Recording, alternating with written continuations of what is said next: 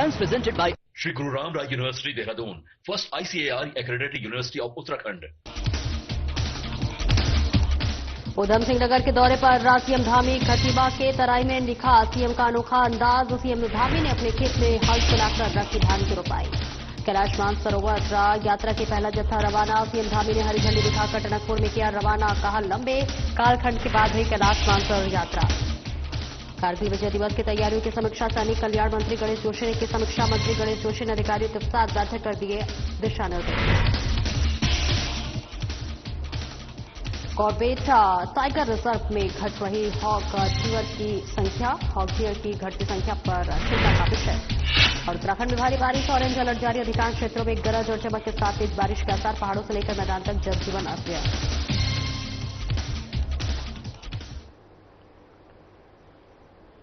नमस्कार, स्वागत है आपका। मैं हूं आपके साथ सपना दीपक मदेशिया। बुलेटिन का आगाज करेंगे।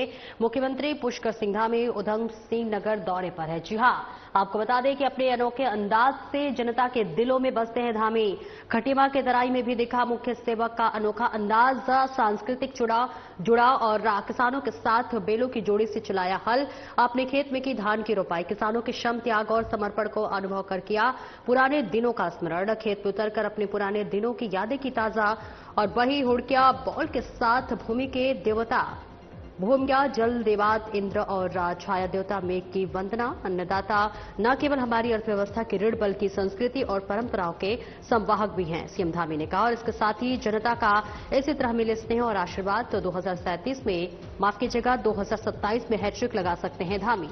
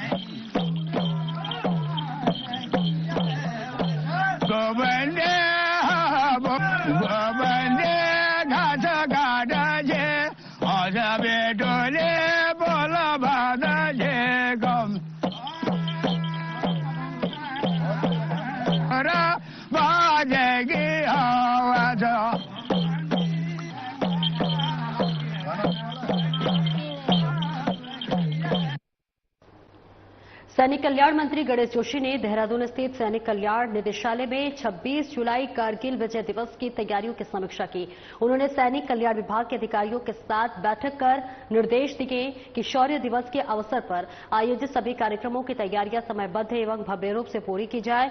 सैनिक कल्याण मंत्री ने कहा कि कारगिल विजय दिवस न केवल भारतीय सेना के शौर्य और बलिदान का प्रतीक है, बल्कि ये राष्ट्र के प्रति हमारे सम्मान और कृतज्ञता का भी पर्व है। उन्होंने अधिकारियों को निर्देशित किया कि प्रदेश के हर जनपद में शौर्य दिवस को सम्मान और उत्साह के साथ मनाया जाए। कार्यक्रमों की रूपरेखा स्थानीय स्तर पर भी प्रभावी ढंग से तैयार की जाए। इसके साथ सैनिक कल्याण मंत्री ने बताया कि देहरादून के गांधी पार्क में आयोजित होने वाले मुख्य राज्य स्तरीय कार्यक्रम में सीएम पुष्कर सिंह धामी मुख्य अतिथि के रूप में शामिल होंगे। वहीं कार्यक्रम में कारगिल युद्ध में शहीद हुए उत्तराखंड के वीर जवानों के परिजनों, वीरांगनाओं और वीर माताओं को सम्मानित किया जाएगा।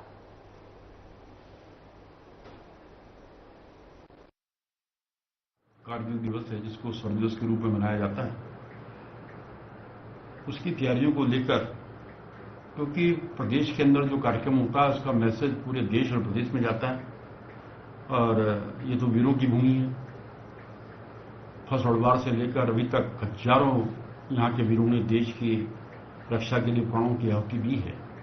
और कैसे ये कार्यक्रम भव्य हो, इन सारे विषयों पर चर्चा हुई और हमारे राज्य डायरेक्टरेट ने, हमारे सैनिक अधिकारी ने इसकी पूरी तैयारी यहाँ पर की है। साथ ही जो हमारा धामी सरकार का ड्रीम प्रोजेक्ट है, जो लगभग बनकर तैयार हो गया है, उसका लोकार्पण होना है। उससे पूर्व क्योंकि हमने एक शहीद सम्मान यात्रा निकालकर सभी शहीदों के आंगन की पवित्र मट्टी को हम लेकर आए थे और ताम्रपत्र एक सम्मान स्वरूप हमने उनको दिए थे। तो शीघ्र ही ऐसे लगभग 100 के करीब लोग हैं, शीघ्र ही उन लोगों को उनके आंगन की पवित्र मिट्टी को भी हम लेकर आएंगे और उनको सम्मान स्वरूप ताम्रपत्र, गढ़वाल का एक कार्यक्रम गढ़वाल में होगा और कुमाऊं का एक कुमाऊं में करेंगे। और उसके बाद मुख्यमंत्री जी के माध्यम से जो भी हमें तिथि केंद्र सरकार से मिलेगी, ये सैन्य धाम यहाँ की वीर माताओं को, वीर नायकों को समर्पित करेंगे। हॉग डियर की घटती संख्या कॉर्बेट टाइगर रिजर्व के लिए चिंता का विषय बनी हुई है। कॉर्बेट टाइगर रिजर्व कई बिंदु पर रिसर्च कर रहा है, साथ ही रैप्टर्स यानी कि शिकारी पक्षियों पर भी रिसर्च की जा रही है। तो वहीं WWF और कॉर्बेट फाउंडेशन के सहयोग से कॉर्बेट टाइगर रिजर्व कई तरह के रिसर्च पर काम कर रहा है। CTR director doctor Saket Badola ने बताया है कि हॉग डियर जनसंख्या आनुवांशिक विविधता का पता लगाने के लिए महत्वपूर्ण रिसर्च जारी है। इस रिसर्च के अलावा रैप्टर्स यानी कि शिकारी पक्षियों की प्रजाति पर पूरे उत्तराखंड में रिसर्च चल रहा है।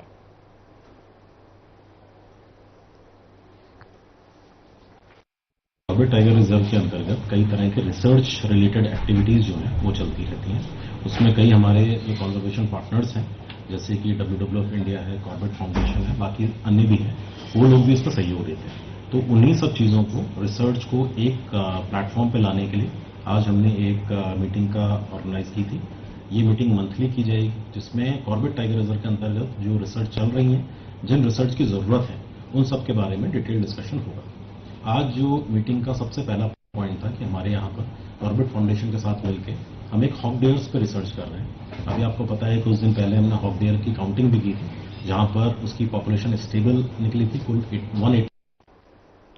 SSP मणिकांत मिश्रा का जनपद में अराजकता फैलाने वालों के खिलाफ अभियान लगातार जारी है, जिसके चलते SSP ने एक वायरल वीडियो का संज्ञान लिया है। जी हां, वायरल वीडियो में अवैध असलहे के साथ एक युवक का डांस करता हुआ नजर आ रहा है।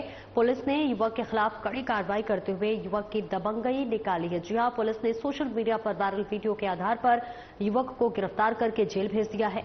आपको बता दें कि पिछले दिन सोशल मीडिया पर एक वीडियो वायरल हुआ था, जिसमें एक युवक अवैध तमंचे के साथ डांस कर रहा था। ये वीडियो रुद्रपुर के ट्रांजिट कैंप क्षेत्र का था। पुलिस ने वायरल वीडियो के आधार पर जयदेव नाम के युवक को गिरफ्तार कर जेल भेज दिया है। पुलिस को जयदेव के पास से एक अवैध तमंचा भी बरामद हुआ है।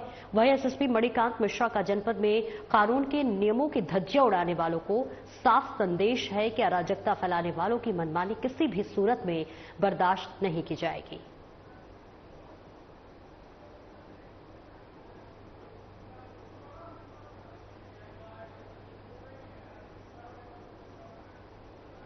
मुख्यमंत्री पुष्कर सिंह धामी के नशामुक्त उत्तराखंड अभियान को सफल बनाने और SP रेखा यादव के निर्देशन पर पिथौरागढ़ पुलिस का अवैध मादक पदार्थों के विरुद्ध सतत रूप से प्रभावी कार्रवाई जारी है, जिसके चलते एचोली चौकी प्रभारी कमलेश जोशी के नेतृत्व में पुलिस टीम ने सेबलकोट क्षेत्र के लगभग 7 नाली भूमि पर की जा रही अवैध भांग की खेती का पता लगाकर उक्त फसल को मौके पर नष्ट किया गया। इस दौरान चौकी प्रभारी कमलेश जोशी ने कहा कि नशे के विरुद्ध चलाए जा रहे अभियान के अंतर्गत किसी भी प्रकार की अवैध गतिविधियों को कतई बर्दाश्त नहीं किया जाएगा। नशे के विरुद्ध पुलिस की कार्रवाई लगातार जारी रहेगी। उन्होंने नागरिकों से नशे से संबंधित किसी भी प्रकार की सूचना प्राप्त होने पर तुरंत पुलिस को मानस हेल्पलाइन के माध्यम से सूचित करने का अनुरोध किया है।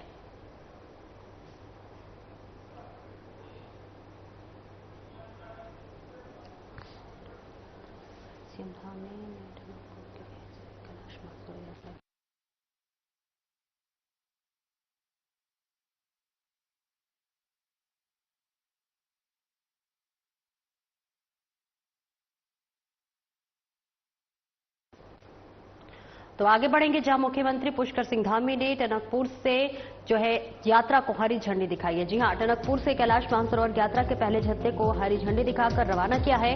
कैलाश मानसरोवर यात्रा के लिए जत्था अपने मुख्य पड़ाव पर टनकपुर से रवाना हुआ। श्रद्धालुओं का जत्था कल रात पहुंचा था टनकपुर। सनातनी धामी ने दल के सदस्यों से भेंट कर जाना कुशलक्षेम।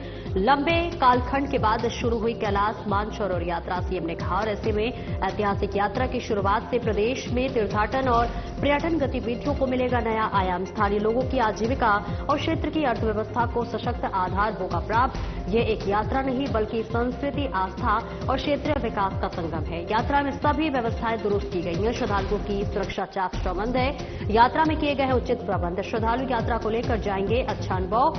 और आदि कैलाश यात्रा में हजारों की संख्या में पहुंच रहे श्रद्धालु, सीएम धामी ने सफल यात्रा की दी शुभकामनाएं।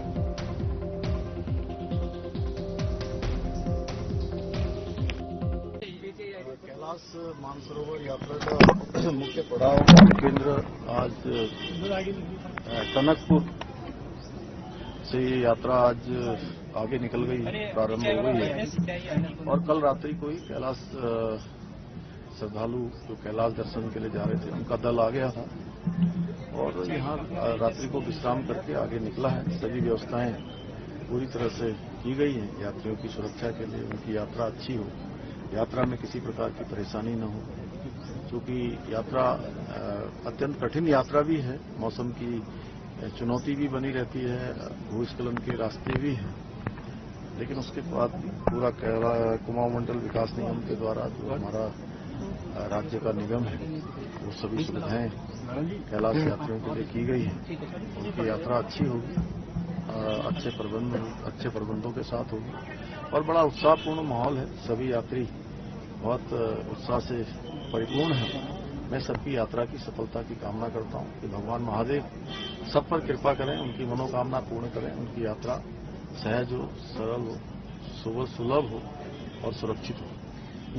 नहीं, देखिए, ये मां पूर्णागिरी का भी धाम है। यहाँ मां पूर्णागिरी के धाम पर मुख्य पड़ाव बनाया गया है और हर बार यात्रा का संचालन अब यहाँ से हुआ करेगा और उसके बाद पूरे मानसखंड की यात्रा भी वो लोग करेंगे। जाते समय जहाँ एक मार्ग है, आते समय उनको दूसरा मार्ग चौकौड़ी, अपना जागेश्वर धाम और कैंची धाम होते हुए वो यात्रा के दूसरे पड़ाव को पूरा करेंगे। एएचटीयू पिथौरागढ़ थाना, झूलाघाट पुलिस और एसएसबी की संयुक्त टीम द्वारा भारत नेपाल बॉर्डर पर सघन चेकिंग अभियान चलाया गया। पुलिस अधीक्षक रेखा यादव के निर्देशन में सीओ गोविंद बल्लभ जोशी के पर्यवेक्षण में एंटी ह्यूमन ट्रैफिकिंग यूनिट थाना झूलाघाट पुलिस और सशस्त्र सीमा बल की संयुक्त टीम द्वारा झूलाघाट क्षेत्र में मानव तस्करी की रोकथाम के लिए सघन चेकिंग अभियान चलाया गया। भारत नेपाल सीमा क्षेत्र के झूला पुलों और अन्य संवेदनशील स्थानों पर गहनता से जांच की गई और आम जनमानस को मानव तस्करी से जुड़े खतरों और उसके बचाव के उपायों की जानकारी दी गई। तो वहीं विशेष रूप से महिलाओं और बच्चों को सतर्क रहने के लिए किसी भी संदिग्ध गतिविधि की सूचना तत्काल पुलिस को देने के लिए प्रेरित किया गया। इसी क्रम में एएचटीयू प्रभारी बीसी मासीवाल के नेतृत्व में टीम द्वारा अटल उत्कृष्ट राजकीय इंटर कॉलेज झूलाघाट में जागरूकता कार्यक्रम आयोजित किया गया, जिसमें महिला अपराध, बाल भिक्षावृत्ति, मानव तस्करी और नशा उन्मूलन जैसे विषयों पर विद्यार्थियों को जागरूक किया गया। इस अभियान से पुलिस का उद्देश्य मानव तस्करी पर प्रभावी रोक लगाना और लोगों को जागरूक करना है।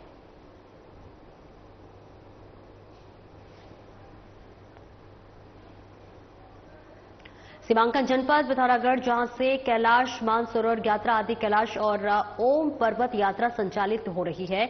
वर्तमान में मानसून के मद्देनजर आपदा संभावित क्षेत्र बना हुआ है। ऐसे में इसके चलते पर्यटकों और स्थानीय नागरिकों की सुरक्षा और किसी भी आपदा से प्रभावी ढंग से निपटने के लिए धारचूला में एक आपदा प्रबंधन मॉक ड्रिल का आयोजन किया गया।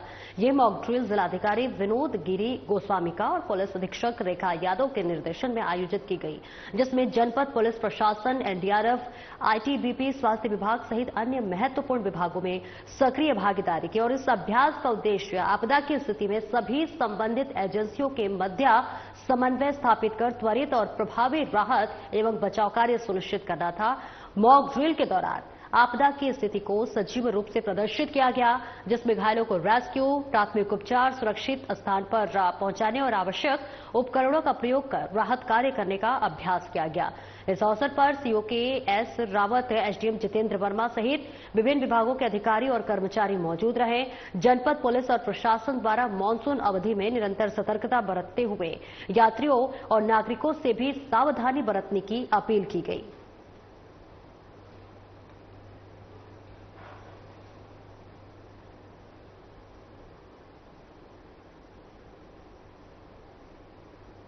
और आगे बढ़ेंगे, जहां ऋषिकेश के निकट मुनि के रेती थाना पुलिस ने 2 चोरों को गिरफ्तार किया। जी हां, आरोपियों के कब्जे से पुलिस ने क्षेत्र में चोरी हुई एक बुलेट मोटरसाइकिल भी बरामद किया। आरोपियों के खिलाफ पुलिस ने चोरी करने के आरोप में मुकदमा दर्ज किया और आरोपियों को कोर्ट के आदेश पर जेल भेज दिया है। ऐसे में पुलिस कप्तान आयुष अग्रवाल ने बताया है कि मुनिकरेती क्षेत्र में रहने वाले करण ने पुलिस को सूचना दी कि उनकी बुलेट मोटरसाइकिल घर के बाहर से चोरी हो गई है। शिकायत मिलने पर पुलिस ने मामले में मुकदमा दर्ज किया और थाना प्रभारी निरीक्षक प्रदीप चौहान को चोरों को गिरफ्तार करने के लिए निर्देशित किया। इसी कड़ी में वरिष्ठ उप निरीक्षक योगेश पांडे की टीम ने चोरों को तलाश करने की कोशिश की।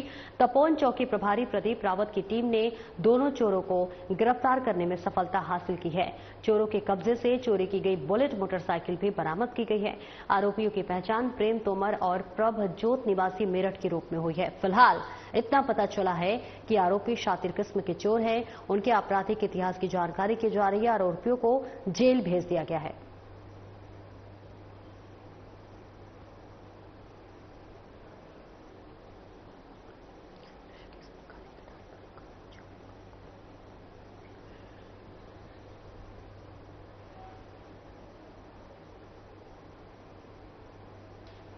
और वहीं ऋषिकेश में अवैध निर्माण करने वाले भूमाफिया बुरी तरह से फंस चुके हैं। जी हां, आपको बताते चले कि ऋषिकेश में काले की ढाल पर खनन चोरी में बुरी तरह से भूमाफिया फंस चुके हैं। उप जिलाधिकारी कार्यालय से भी गुमराह कर ली गई थी अनुमति।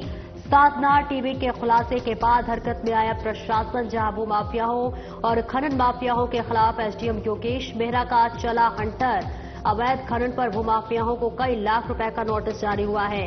15 दिनों में जमा करनी है लाखों रुपए की धनराशि। गलत काम करने का होता है गलत नतीजा। ऐसे में काले की ढाल पर खनन चोरी में पूरी तरह से भूमाफिया फंस चुके हैं। भूमाफिया सुधरा नहीं तो और कई कारनामों का किया जाएगा खुलासा। भूमाफियाओं के कारनामों पर एजेंसियां भी अलर्ट मोड पर है। भूमाफिया लगातार करोड़ों रुपए की संपत्ति का क्रय विक्रय करता है और ऐसे में एसडीएम मेहरा का अल्टीमेटम है, कानून से करो काम, नहीं तो अब और मिलेगा बड़ा सबक।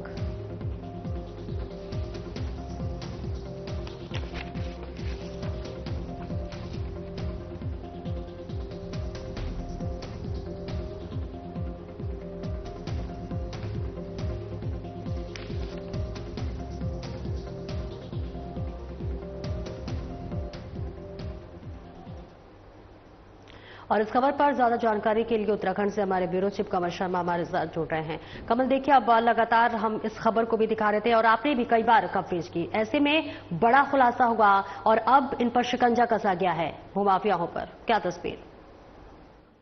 हाँ, बिल्कुल कहे सपना, पिछले दिनों से लगातार भूमाफियाओं द्वारा एक मिट्टी के पहाड़ को काट के उस पे निर्माण कार्य किया जा रहा है। सबसे बड़ी बात है कि मिट्टी के पहाड़ को किस प्रकार काट दिया गया, कैसे अवैध तरीके से काटा गया, मतलब लगातार ये आंख मिचौलिया खेल यहाँ पिछले कई दिनों से लगातार चल रहा था। तो इसको जोर शोर से उठाया गया था। जब बातें निकल के आई कि उसकी अनुमति ली गई थी, वो बहुत गलत तरीके से लेकिन गुमराह किया गया था वहां पर, और साथ ही इतना बड़ा खनन कर दिया गया। अब जब सब चीजें निकल के आई तो अब बहुत बढ़िया कार्रवाइयां शुरू हुई है। योगेश मेहरा जो यहाँ के एसडीएम है, उनके द्वारा फिर बड़ी कार्रवाई की गई है। फिर खनन विभाग को लिखा गया, वहां पर पूरी टीमें आई, पूरा निरीक्षण किया गया और अब जब निकल के आई है करीब 10 लाख रुपए का जुर्माने का नोटिस इनको भेज दिया गया है और कड़ी फटकार लगाते हुए कहा है कि अगर इस प्रकार की आप गुमराह करके गलत तरीके से आप अनुमतियां लेंगे तो कहीं ना कहीं आपके खिलाफ दंडात्मक कार्रवाई भी किसी प्रकार की जाएगी। तो एक बहुत बड़ी चीज है, मतलब भूमाफियाओं ने ऐसा समझा जो पहाड़ काटा गया है, खोदा गया है, वो बिक भी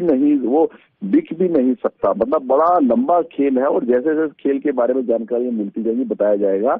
और भूमाफिया जो है लगातार किस तरह से बताया जा रहा है कि करोड़ों रुपए की संपत्तियां इधर से उधर करता रहता है और बहुत बड़ी चीजें निकल के आ रही हैं, जैसे से निकल के आएंगे। और ऐसे ही अब लगातार शिकंजा भी कसता जा रहा है और अब बड़ा, मैंने कहा ना, एक नोटिस चला गया है 15 दिन में उसको धनराशि भी जमा करानी है, जवाब भी देना, और अन्य कई चीजों में भी उस भूमाफिया की जांच जारी है। बिल्कुल, देखिए, ये 15 दिन के लिए धनराशि जमा करने के लिए अल्टीमेटम भी दिया गया है। अगर ये 15 दिन के भीतर धनराशि जमा नहीं करते हैं तो फिर आगे की क्या कार्रवाई होगी? उनको बताया गया है कि आपके द्वारा इस प्रकार से गलत तरीके से खनन किया गया है और ये गलत तरीके से अनुमति ली गई है, तो उसको नोटिस भेज दिया गया है बना के, लगभग 10 लाख रुपए का नोटिस है उसमें। और उसके बाद जब नहीं होती कुर्की की, अन्य सरकार के पास बड़ी चीजें हैं पैसा वसूलने के लिए। जब सरकारी खाते में आपका जब बकाया होता है तो किसी भी तरीके से सरकार निकालती है, आप उस तरीके से बच नहीं सकते। लेकिन किस प्रकार से इन भूफा के हौसले बुलंद है, कहाँ उन्होंने उस पहाड़ के टीले को काट दिया गया जो बिल्कुल अवैध रूप से है, और भी कई तरह के वो हटकंडे भूमाफिया अपनाने में लगा। लेकिन अब कोई मामले सफल नहीं हुए कि सारी इसकी जो कानून के विरुद्ध काम किए गए हैं वो सब अब निकलते जा रहे हैं। लगातार क्रय विक्रय कर रहे थे और ऐसे में कब पता चला, ये पूरा खुलासा कैसे हुआ? मैं कह रहा हूँ ना, बिल्कुल ये जब ये चीजें निकल के आई, वहां पर मिट्टी का पहाड़ पहले इन्होंने लिया, फिर उसको खोदने का जैसे ही हल्ला मचा तो फिर वो दिन में बांध कर दिया गया, रात को उसकी काम शुरुआत करनी पड़ेगी। तो कई तरीकों से उसने हर तरह से उसने प्रयास किया कि किसी तरह मेरा काम है। लेकिन जब नियमों के विरुद्ध काम होता है तो कहीं ना कहीं नियम कानूनों की भी बहुत बड़ी अहमियत होती है। लेकिन वो अपने आप को कुछ ज्यादा ही बड़े नियम कानून से ऊपर समझ रहे थे, विभागों से ऊपर, शासन प्रशासन से ऊपर समझ रहा था। लेकिन अब उस पे पूरी नकेल कसती नजर आ रही है और धीरे धीरे अन्य चीजें भी उस पे लगातार जारी है और बहुत जल्दी और अन्य कार्यवाहियां भी उस पे होने के आसार हैं। बिल्कुल, बहुत बहुत शुक्रिया कमल इस महत्वपूर्ण जानकारी के लिए। और आगे बढ़ेंगे, जहां उत्तराखंड में लगातार बारिश ने तांडव मचाया। जी हां, आफत बनकर लगातार बारिश बरस रही है, जिससे जनजीवन अस्त व्यस्त हो गया। कभी तेज धूप तो कभी बादल छाने का सिलसिला लगातार जारी है। उत्तराखंड में भारी बारिश का अलर्ट जारी है। मौसम विभाग ने जारी किया है ऑरेंज अलर्ट। देहरादून, टेहरी, चमोली, रुद्रप्रयाग, पिथौरागढ़, नैनीताल, बागेश्वर में भारी बारिश का ऑरेंज अलर्ट जारी किया गया है। अधिकांश स्थानों में गरज और चमक के साथ तेज बारिश के आसार नजर आ रहे हैं, तो वहीं शेष जनपदों में भी गरज और आकाशीय बिजली चमकने के साथ बारिश होने की संभावना जताई गई है।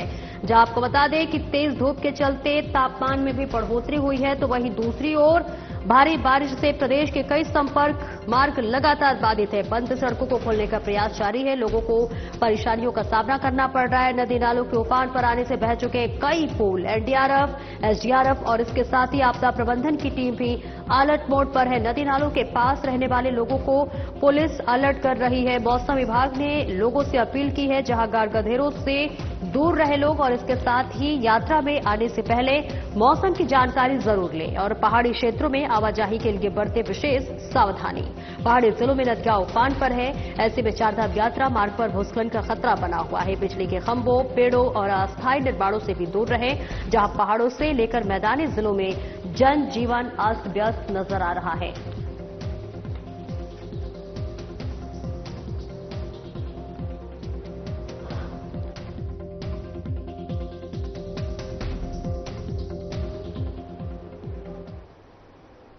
और वहीं ऋषिकेश में अवैध निर्माणों पर बुलडोजर की कार्रवाई हो रही है। जी हां, पीला पंजा जो है बुलडोजर की अगर बात कर ले तो अवैध निर्माणों पर गर्जा है, जहां उच्च न्यायालय की सख्ती के बाद एमडीडीए ऋषिकेश अलर्ट मोड पर है। जी हां, मानचित्र के विरुद्ध बनाए गए 2 अवैध भवनों को ध्वस्तीकरण की उस पर कार्रवाई की गई है, जहां न्यू आवास विकास कॉलोनी के मानचित्र मोहम्मद मोहन और इसी के साथ घनश्याम मल के अवैध निर्माणों पर एमडीडीए का पंजा चला है। तो ये बड़ी खबर आपको बता रहे, जहां उप सचिव एमडीडीए योगेश मेहरा की उपस्थिति में भारी पुलिस बल की तैनाती के बीच एमडीडीए ने ध्वस्तीकरण की कार्रवाई की है, जहां अभी कई और अवैध निर्माण ध्वस्त होंगे।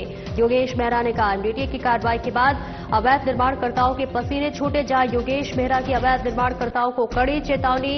अवैध निर्माण से आय बाज रही तो होगी लगातार ध्वस्तीकरण की कार्रवाई। जिन अवैध निर्माणों की आ रही थी शिकायतें, उन पर हो रही है तत्काल कार्रवाई। अवैध निर्माणों की सूचना जल्द दें और इसी के साथ अवैध निर्माण नहीं होगा बर्दाश्त। तो आज इसी के साथ मानचित्र के विरुद्ध बनाए गए 2 अवैध भवनों पर ध्वस्तीकरण की कार्रवाई हुई है। न्यू आवास विकास कॉलोनी में मनमोहन तिवारी और घनश्याम मल के अवैध निर्माणों पर एमडीडीए का पीला पंजा चला है।